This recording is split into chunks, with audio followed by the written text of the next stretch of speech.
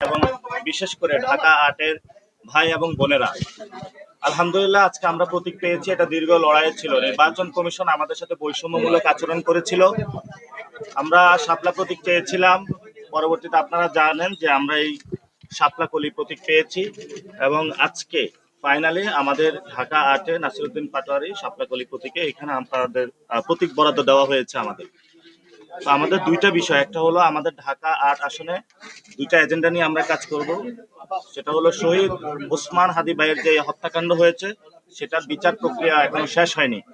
আমি আজকে শুরুতেই সরকার এবং তার যারা দায়িত্বশীল ব্যক্তিবর্গ রয়েছেন তাদের কাছে আবেদন জানাবো যে শহীদ ওসমান হাদি ভাইয়ের যে হত্যাকাণ্ড দ্রুত বিচার প্রক্রিয়া শুরু করুন এবং সাথে সাথে আমাদের নির্বাচনী যে এজেন্ডা আছে এবং পরবর্তীতে যে এজেন্ডাগুলো সেগুলোর মধ্যে শহীদ ওসমান হাদি ভাইয়ের হত্যাকাণ্ডের বিচার প্রক্রিয়াটা নিয়ে আমাদের এজেন্ডা চলমান থাকবে।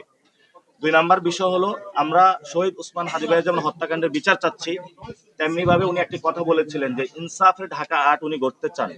আমাদের নির্বাচনী জায়গায় আমরা চাঁদাবাজি, সন্ত্রাস, দখলদারিত্বের বিরুদ্ধে ইনসাফের একটি বাংলাদেশ গড়তে চাই এবং এই প্রতিশ্রুতি নিয়ে কাজ করতে চাই, যাতে আমাদের মধ্য থেকে শহীদ ওসমান হাদি ভাইয়ের মতন আর কোনো ব্যক্তিকে, যারা বাংলাদেশের পক্ষের লোক, আধিপত্যবাদ বিরোধী লোক, এমন কোনো মানুষকে আমাদের মধ্য থেকে হারিয়ে যেতে না হয়।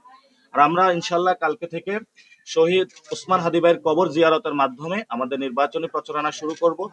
তবে আমরা এটা আগেও বলেছিলাম, আমরা কোনো পেশি শক্তি এবং টাকা নির্ভর যে রাজনীতি রয়েছে এবং যারা চাঁদাবাজি থেকে টাকা তুলে জনগণের মধ্যে টাকা বিলিয়ে পেশি শক্তির রাজনীতির মহড়া দিতে, আমরা সেই ধরনের কোনো রাজনীতি করতে চাই না।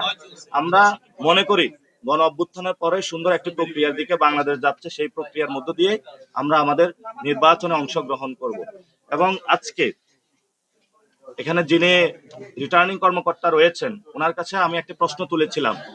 আপনি জানেন যে ঢাকা 17 এখানে, এবং উনি প্রশ্ন তুলেছিলেন যে আপনাদের কিছু বলার আছে কিনা। তখন আমি বলেছিলাম আপনারা দেখেছেন, এটা দেখা গেছে অনেকগুলা মিডিয়া কিন্তু প্রচার করবেন না আপনারা, এটা আমরা জানি, কারণ মিডিয়াগুলা অলরেডি অনেক জায়গায় অনেক দল দখল দেওয়ার চেষ্টা করেছে।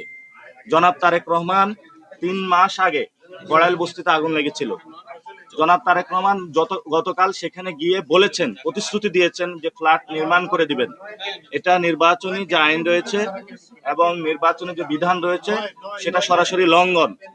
আমরা দেখতে পাচ্ছি জনাব নাহিদ ইসলামকে শোকজ দেওয়া হয়, কিন্তু তারেক রহমান গতকাল যখন সরাসরি এই ধরনের প্রতিশ্রুতি দিয়ে বেড়াচ্ছেন, আমরা মনে করি নির্বাচন কমিশন এখানে নিশ্চুপ থেকেছেন এবং প্রশাসন একদিকে হেলে যাচ্ছেন। এখানে বৈষম্যমূলক নীতি হচ্ছে, অর্থাৎ তারেক রহমানের বেলায় এক নীতি আর অন্যান্য প্রার্থীদের বেলায় এক নীতি। এবং আমাকেও শোকজ করা হয়েছে গণভোটের পক্ষে হ্যাঁ ক্যাম্পেইন করার জন্য।